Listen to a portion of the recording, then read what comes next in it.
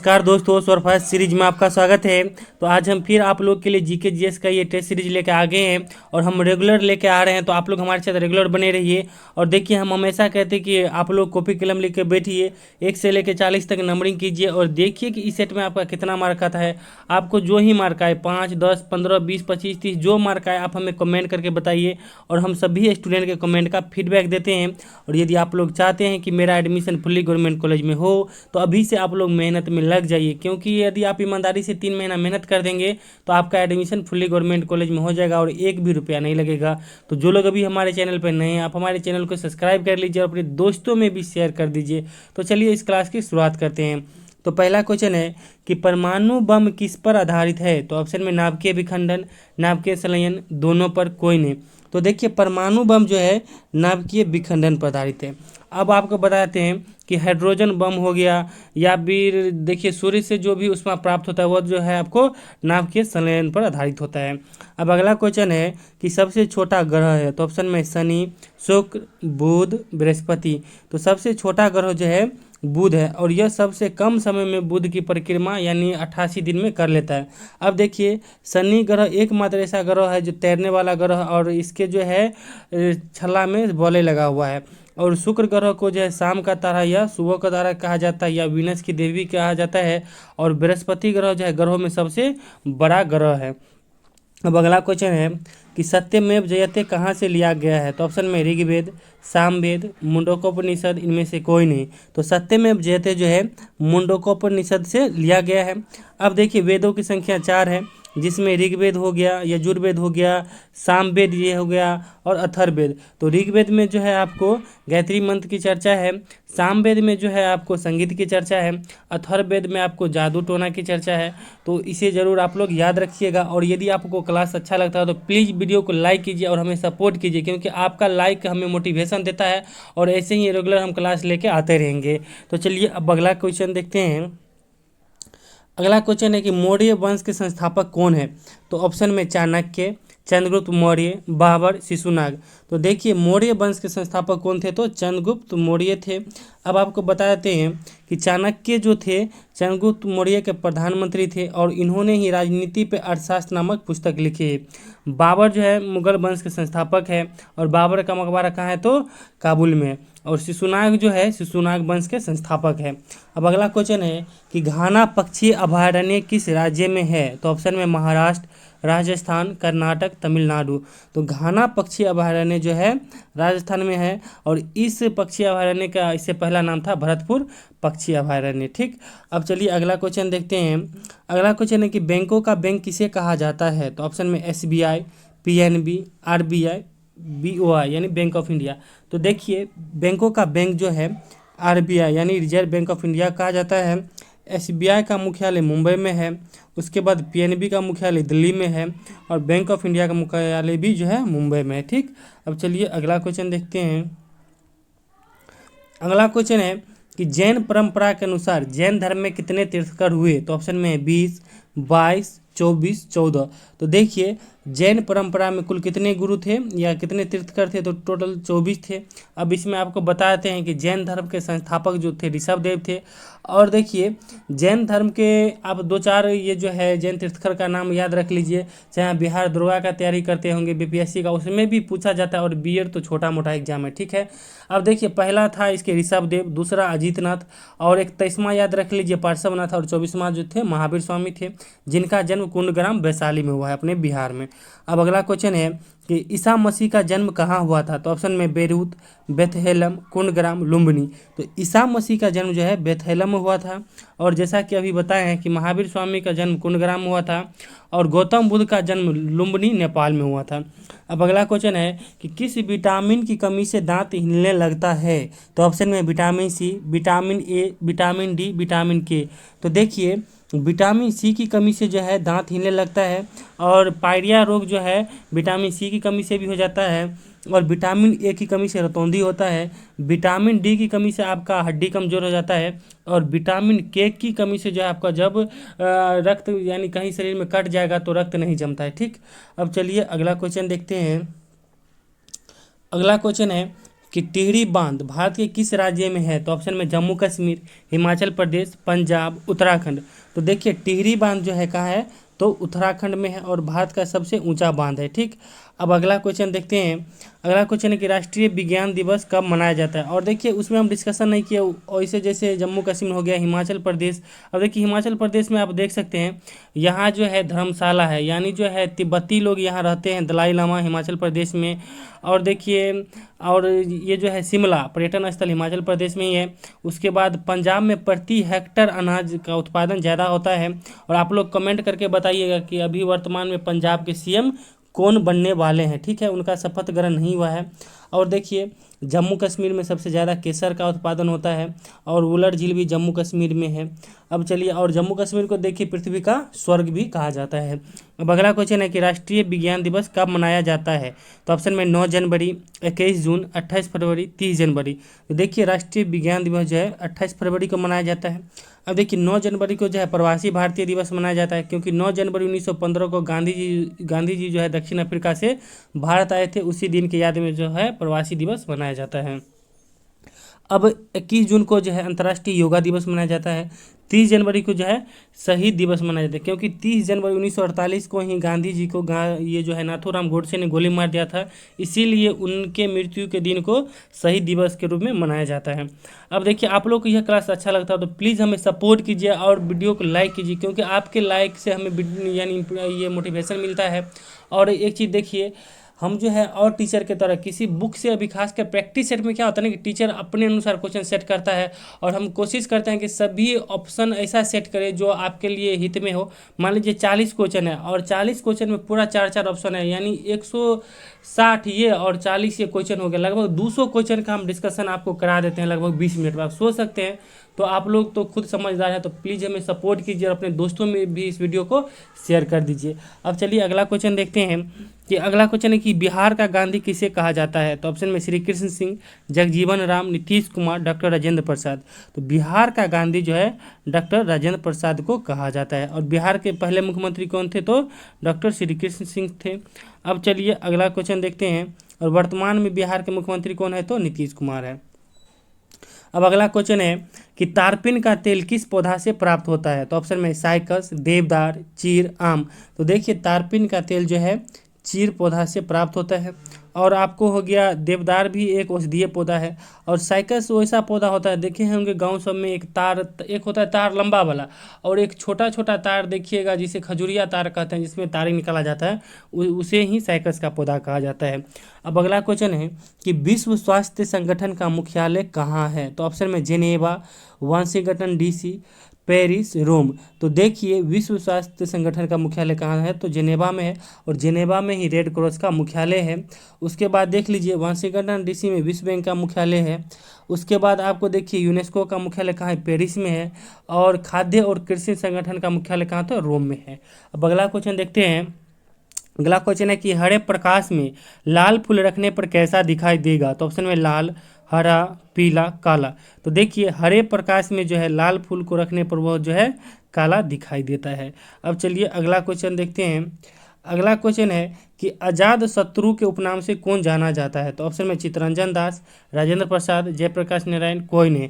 तो अजात शत्रु के जो उपनाम से डॉक्टर राजेंद्र प्रसाद को जाना जाता है, और इन्हें ही बिहार का गांधी कहा जाता है। और लोकनायक किसे कहा जाता है? जयप्रकाश नारायण जी को कहा जाता है। और देश बंधु किसे कहा जाता है? तो चित्तरंजन दास को कहा जाता है। अब अगला क्वेश्चन है कि दूध के घनत्व का मापन किससे किया जाता है? तो ऑप्शन में लेक्टोमीटर, बैरोमीटर, हाइग्रोमीटर, मोनोमीटर।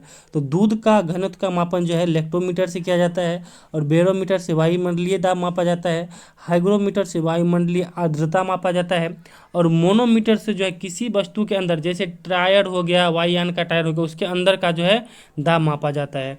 अब अगला क्वेश्चन है कि लाल रक्त कणिकाओं का जीवन काल है? तो ऑप्शन में 100 दिन, 120 दिन, 2 से 4 दिन, 10 दिन। तो देखिए लाल रक्त यानी आरबीसी का जीवन काल हो गया आपको 120 दिन होता है। उसके बाद डब्ल्यूबीसी यानी श्वेत रक्त कण का जीवन काल होता है 2 से 4 दिन होता है। ठीक, अब चलिए अगला क्वेश्चन देखते हैं। अगला क्वेश्चन है कि भारत में सबसे बड़ा पशुओं का मेला कहाँ लगता है?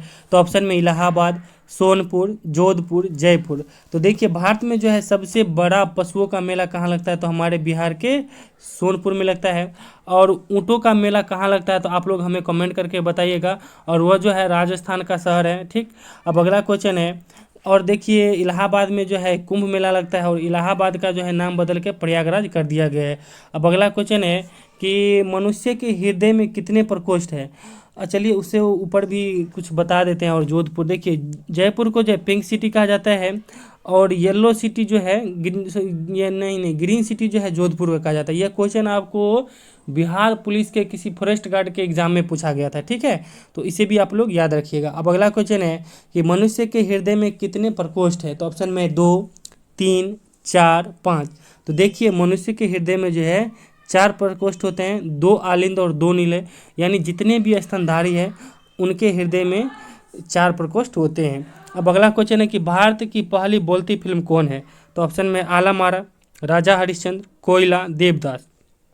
तो देखिए भारत की पहली फिल्म जो है, यानी पहली बोलती फिल्म जो है आला मारा है, और पहली फिल्म जो हो जाएगा राजा हरिश्चंद्र। ठीक है, और आप लोग कोयला देखे ही होंगे, शाहरुख खान का है, और देवदास भी देखे होंगे, ये शाहरुख खान का। इसमें सोना बाबू के चक्कर में जीवन अपना बर्बाद कर लेता है। ठीक है, तो हम सभी से कहेंगे कि कभी भी सोना सब के चक्कर में या किसी बाबू के चक्कर में अपने लाइफ के साथ खिलवाड़ मत कीजिए। ठीक, अब चलिए अगला क्वेश्चन देखते हैं।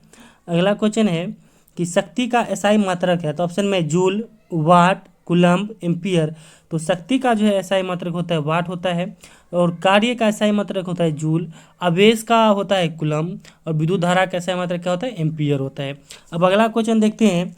अगला क्वेश्चन है कि जलियांवाला हत्याकांड कब हुआ? तो ऑप्शन में 1905, 1906, 1919, 1922। तो देखिए जलियांवाला बाग हत्याकांड जो है 13 अप्रैल 1919 को हुआ था। 1905 में क्या होता था? बंगाल विभाजन हुआ था। और 1906 में, ठीक है, 1906 में जो है कौन किए थे? दादा भाई नौरोजी जो है कांग्रेस के अधिवेशन में भाग लिए थे। और 1922 में जो है चौरा चोरी कांड हुआ था। अब अगला क्वेश्चन है कि अरावली की पहाड़ियाँ कहाँ स्थित है? तो ऑप्शन में राजस्थान, महाराष्ट्र, मध्य प्रदेश, मेघालय। तो देखिए अरावली की पहाड़ियाँ जो है राजस्थान में स्थित है, और यह जो है सबसे मृत, आप कह सकते हैं सबसे प्राचीन पर्वत है। और अजंता पर्वत जो है महाराष्ट्र में है, और सतपुरा पर्वत कहाँ है? तो मध्य प्रदेश में है। और गारो खासी जयंतिया पर्वत कहाँ है? तो मेघालय में है। अब अगला क्वेश्चन देखते हैं।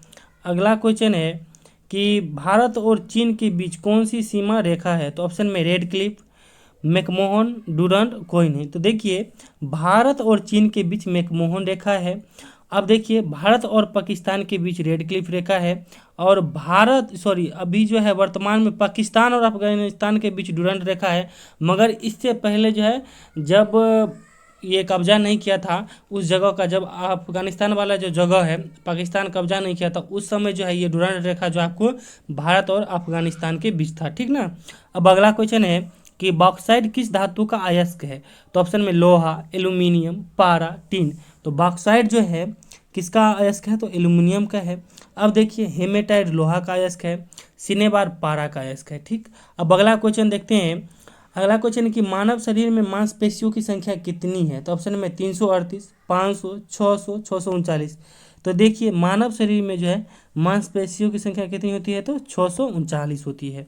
अब अगला क्वेश्चन देखते हैं। अगला क्वेश्चन है कि किसकी मृत्यु के बाद से शहीद दिवस मनाया जाता है? तो ऑप्शन में भगत सिंह, महात्मा गांधी, राजीव गांधी, इंदिरा गांधी। तो देखिए महात्मा गांधी की मृत्यु के बाद आपको बताए थे ना कि 30 जनवरी को शहीद दिवस मनाया जाता है, तो इसका सही उत्तर क्या हो जाएगा? B number, Mahatma Gandhi. अब देखिए राजीव गांधी के जो है इसका स्मारक कहलाता है वीरभूमि, और इंदिरा गांधी का स्मारक कहलाता है शक्ति स्थल। ठीक है। अब अगला क्वेश्चन है कि एथलीट फुट रोग किससे होता है? तो ऑप्शन में जीवाणु, विषाणु, फंगस, प्रोटोजोआ। तो एथलीट फुट रोग जो है आपको फंगस से होता है। अब आपको बताते हैं कि जीवाणु से जो होने वाला रोग होता है, जैसे हैजा हो गया, मियादी बुखार हो गया, टीबी हो गया, निमोनिया, ये सब जो है जीवाणु से। उसके बाद देखिए विषाणु से जो है एड्स हो गया, पोलियो हो गया, हेपाटाइटिस, ये सब किससे होता है? विषाणु से। उसके बाद देखिए पायरिया हो गया, मलेरिया हो गया, ये सब जो है प्रोटोजोआ से होता है। अब अगला क्वेश्चन है कि अंतर्राष्ट्रीय न्यायालय कहाँ है? तो ऑप्शन में रोम, न्यूयॉर्क, पेरिस, हेग। तो देखिए अंतर्राष्ट्रीय न्यायालय जो है हेग में स्थित है। और रोम में जैसा कि आपको बताए कि खाद्य एवं कृषि संगठन का मुख्यालय रोम में है। उसके बाद देख लीजिए यूएनओ यानी संयुक्त राष्ट्र संघ का मुख्यालय है न्यूयॉर्क में। उसके बाद आपको बताए थे कि यूनेस्को का मुख्यालय कहाँ है, तो पेरिस में है। अब चलिए अगला क्वेश्चन देखते हैं। अगला क्वेश्चन है कि पृथ्वी से पलायन वेग कितना होता है, तो ऑप्शन में 11.2 मीटर प्रति सेकंड, 11.2 किलोमीटर प्रति सेकंड, 11 किलोमीटर प्रति सेकंड, 111 किलोमीटर प्रति सेकंड। तो देखिए पृथ्वी से जो है पलायन वेग का मान होता है 11.2 किलोमीटर प्रति सेकंड। यानी आप किसी वस्तु को 11.2 किलोमीटर प्रति सेकंड से अंतरिक्ष की तरफ फेंकिएगा तो वो ऊपर चला जाएगा, पृथ्वी पर कभी नहीं आएगा, ठीक है ना। अब अगला क्वेश्चन है कि राष्ट्रीय चिन्ह क्या है, क्वेश्चन राष्ट्रीय चिन्ह सिंह स्तंभ कहाँ से लिया गया है, तो ऑप्शन में है सारनाथ, सांची, राजगीर, जूनागढ़। तो देखिए राष्ट्रीय चिन्ह जो है यह कहाँ से लिया गया है, तो सारनाथ से लिया गया है, ठीक है। अब अगला क्वेश्चन है कि मुस्लिम लीग को पृथक निर्वाचन का अधिकार कब मिला, तो ऑप्शन में 1906, 1907, 1909, 1912। तो देखिए मुस्लिम लीग को जो है पृथक निर्वाचन का अधिकार कब मिला था, तो 1909 में मिला था। और कांग्रेस का नरम दल और गरम दल में विभाजन 1907 में हुआ था, ठीक। अब अगला क्वेश्चन देखते हैं। अगला क्वेश्चन है कि घर के बिजली का बिल किसके आधार पर आता है, तो ऑप्शन में वोल्टेज, एम्पियर, वाट घंटा, कूलम्ब। तो देखिए घर के जो है बिजली का बिल किस पे आता है, तो वाट घंटा में आता है।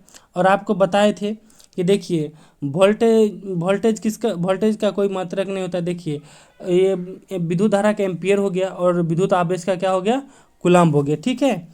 अब देखिए अगला क्वेश्चन है कि नींबू में कौन सा अम्ल पाया जाता है, तो ऑप्शन में टार्टिक, लैक्टिक, साइट्रिक, फॉर्मिक। तो देखिए नींबू में जो है आपको पहले भी बता चुके हैं, इसमें जो है साइट्रिक अम्ल पाया जाता है, और इमली और अंगूर में टार्टिक अम्ल पाया जाता है, दूध में लैक्टिक अम्ल पाया जाता है, और लाल चींटी के डंस में जो है फॉर्मिक अम्ल पाया जाता है। अब अगला क्वेश्चन है कि युआन कहाँ की मुद्रा है, तो ऑप्शन में चीन, अमेरिका, बांग्लादेश, रूस। तो देखिए युआन जो है चीन की मुद्रा है, डॉलर जो है अमेरिका की मुद्रा है, टाका जो है बांग्लादेश की मुद्रा है। और आप इसे ऐसे भी याद रख सकते हैं कि बांग्लादेश की राजधानी ढाका है और वहाँ का मुद्रा टाका है। और ये देखिए रूस की मुद्रा क्या हो गया, तो रूबल हो गया। अब अगला क्वेश्चन देखते हैं। अगला क्वेश्चन कि भारत की आर्थिक राजधानी कौन है, तो ऑप्शन में दिल्ली, मुंबई, कोलकाता, अहमदाबाद। तो देखिए भारत की आर्थिक राजधानी जो है मुंबई है, और भारत की राजधानी कौन हो गया, दिल्ली है, ठीक है। अब देखिए कोलकाता जो है महलों का शहर कहा जाता है, और अहमदाबाद को जो भारत का बोस्टन या भारत का मैनचेस्टर कहा जाता है, ठीक। अब अगला क्वेश्चन है कि बिहार से झारखंड कब अलग हुआ, तो ऑप्शन में 2000, 2001, 2002, 2003। तो बिहार से जो है झारखंड 2000 ईस्वी में अलग हुआ था।